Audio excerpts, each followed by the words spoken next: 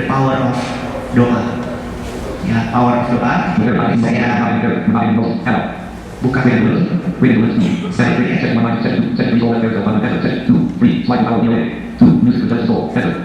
Oke, sambil kalau di film-film anime biasanya kalau mau dikasih ilmu ada musiknya, jadi kita juga kasih musik di sini. Oke, saya bukakan slide-nya di sini.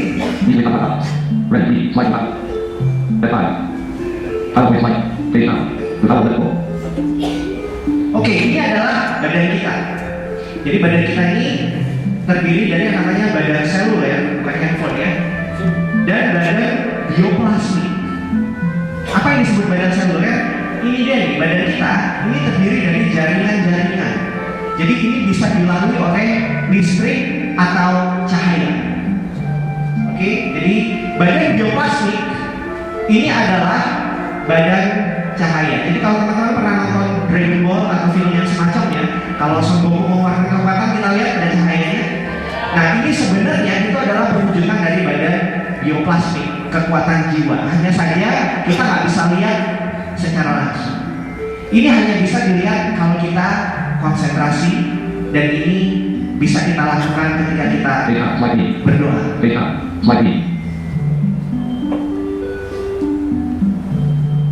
Oke, ya, ini boleh disesuaikan dengan rekan-rekannya non-muslim ya. Doa itu adalah senjata orang mukmin.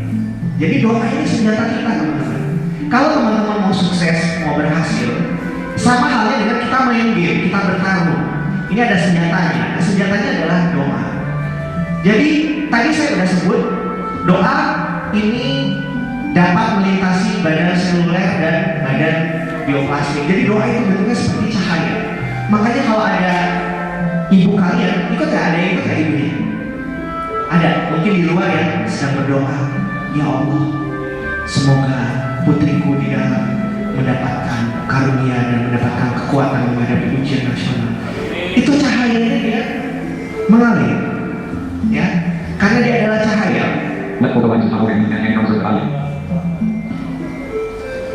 Oke, ini adalah ungkapannya. Sesungguhnya doa itu akan bertemu dengan bala di langit dan bumi. Jadi kalau teman-teman selama ini pernah nggak yang namanya broken heart, sakit hati, atau merasa galau karena nggak bisa belajar, atau merasa malas? Kira-kira kenapa penyebabnya? Penyebabnya ada di sini, di layar ini. Penyebabnya adalah bala. Betul sekali. Bala itu adalah keburukan. Ya, bukan bolo-bolo. Bolo-bolo bukan. Bala. Bala adalah keburukan. Nah, coba bayangkan kalau teman-teman ada yang pernah main game RPG di sini. Ketika main nggak equip weapon, nggak equip shield, apa yang terjadi? Bunuh diri. Sama dengan kita dalam kehidupan sehari-hari. Kalau teman-teman menghadapi pelajaran yang susah, menghadapi sakit hati, menghadapi orang tua yang galak, ya, tanpa adanya senjata sama perisai, apa yang terjadi? Ya, susah ya. Ini kenapa? Ketika teman-teman berdoa, dia yang akan bertarung, dia akan menahan. Tadi saya lupa ada yang melewatkan slide.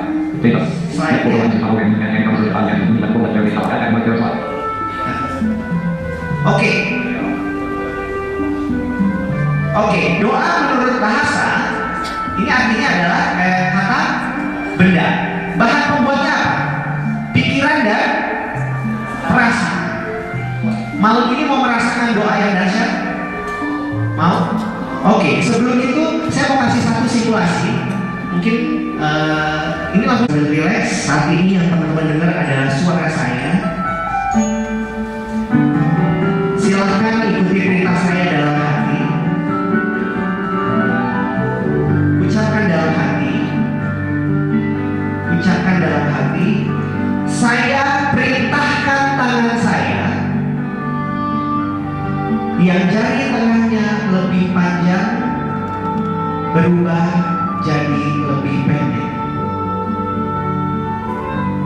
Saya ulangi. Saya perintahkan tangan saya yang jari tengahnya lebih panjang berubah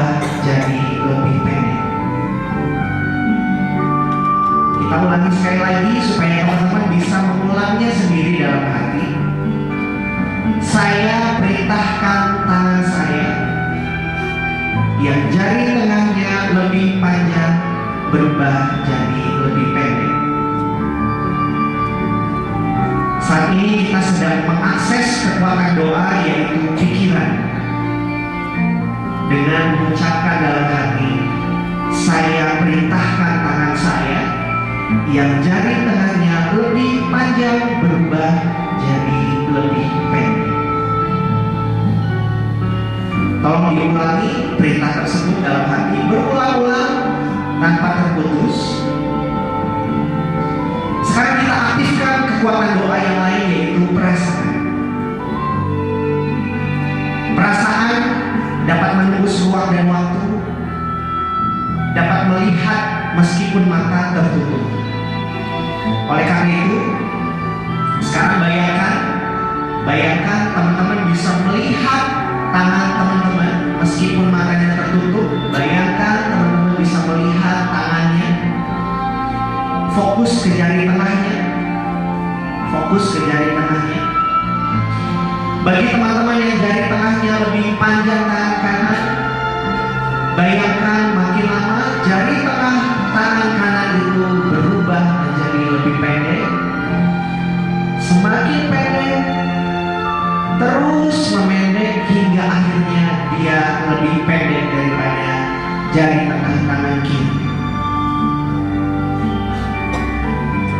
Untuk yang lebih panjang jari tengah tangan kirinya, bayangkan jari tengah tangan kiri makin lama berubah menjadi lebih pendek, semakin pendek, terus memendek hingga akhirnya dia lebih pendek daripada jari tengah tangan kanan. Sekarang kumpulkan dengan segenap rasa senang, rasa semangat, ucapkan sekali lagi dalam hati.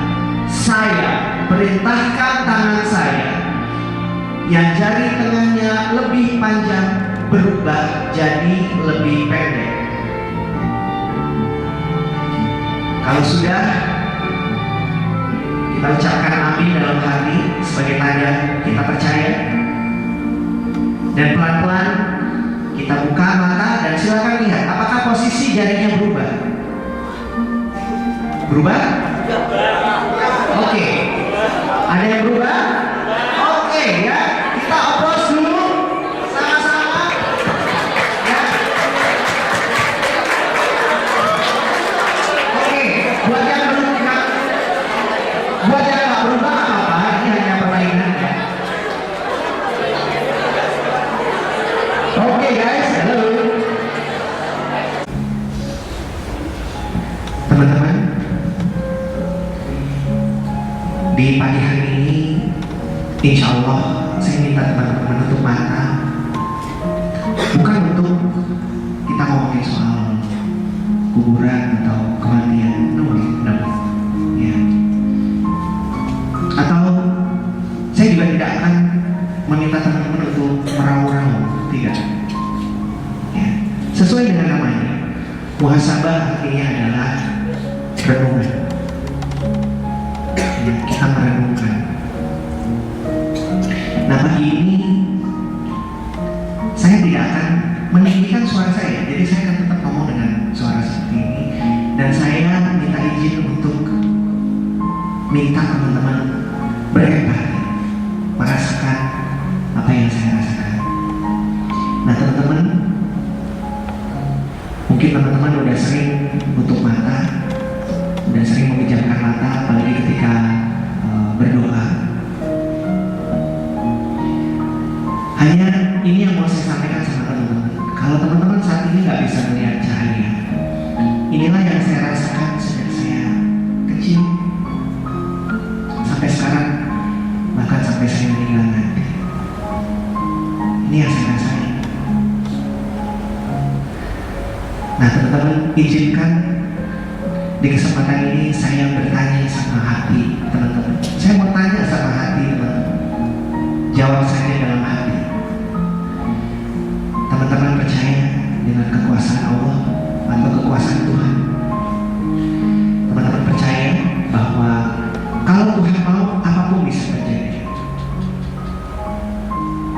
Kalau teman-teman percaya, ada satu pertanyaan lagi yang mau saya sampaikan.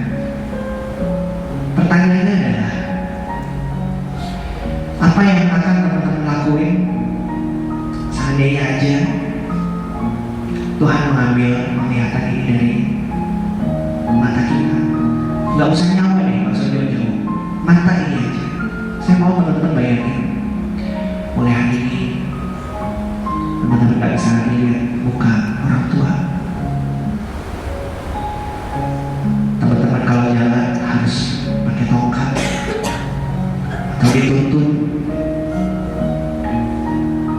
Teman-teman sering kesandung, kepleset, diketawain sama orang lain.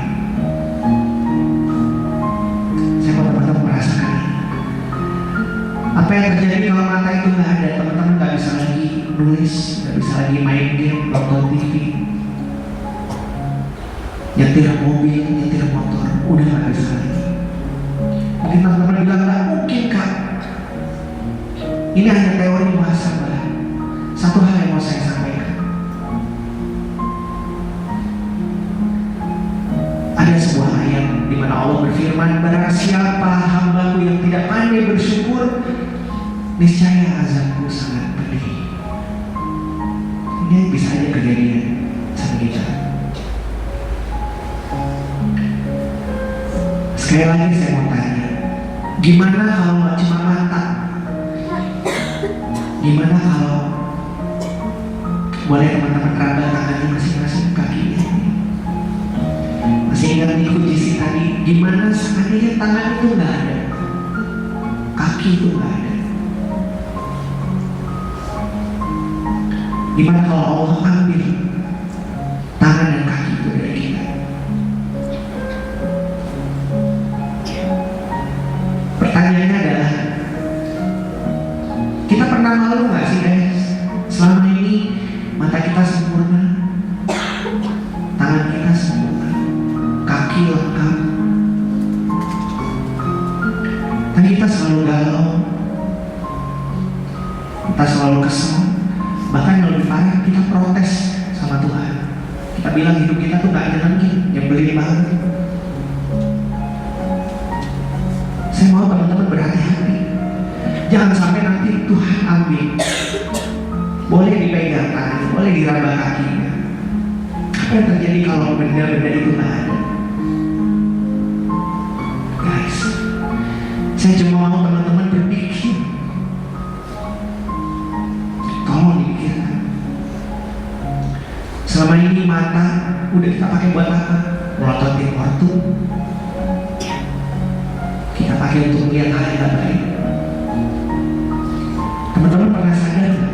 Kalau ada orang-orang seperti saya yang bahkan kepengen banget punya penglihatan, kepengen banget bisa melihat.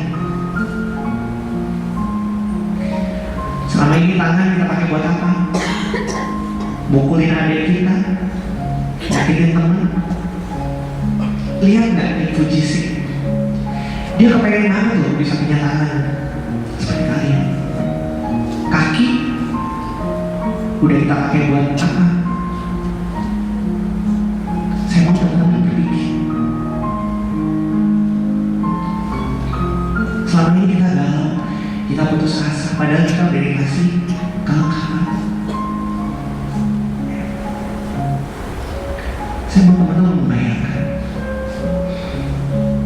badan kita ini seperti kekasih, seperti pacar sendiri. Dan dia udah kehilangan kekasih. Kenapa kita gak cinta sama diri kita?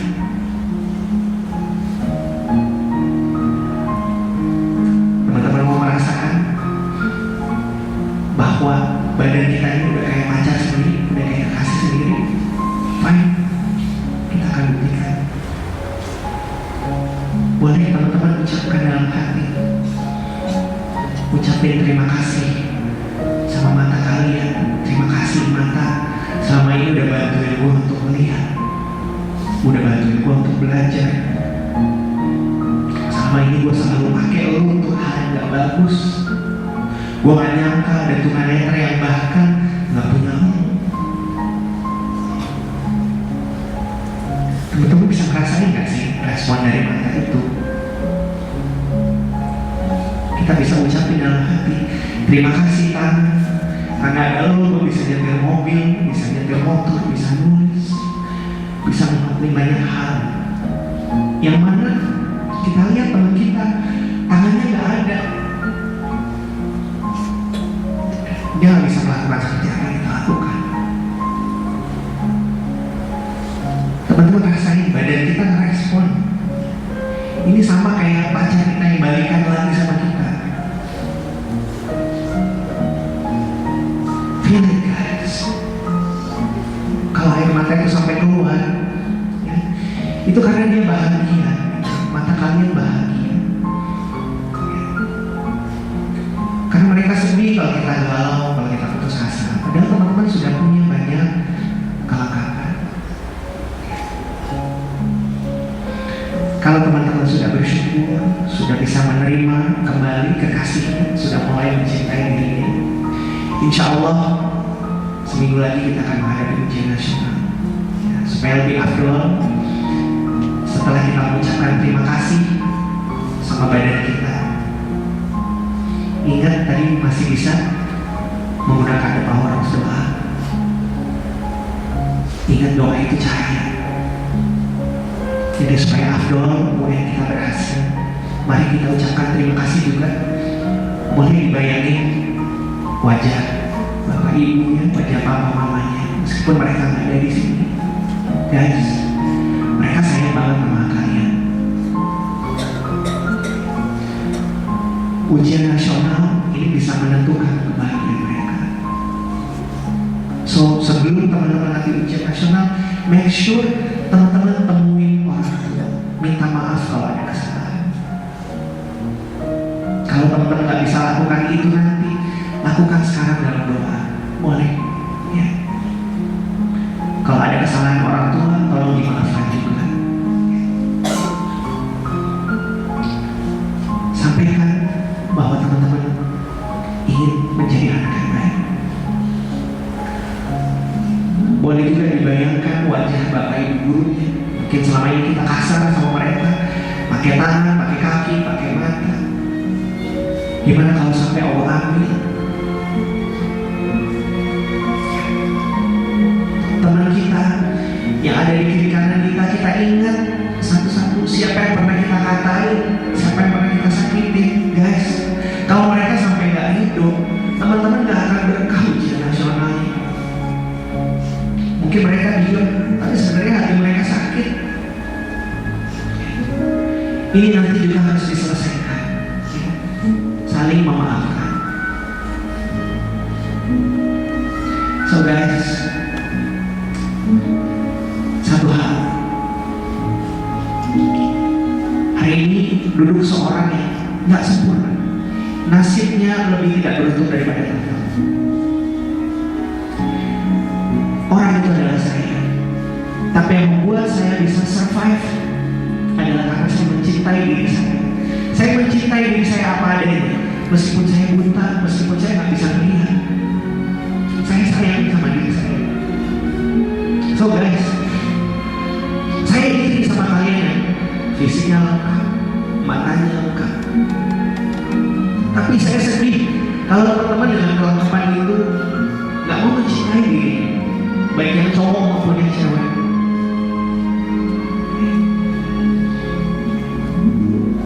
Mungkin malam ini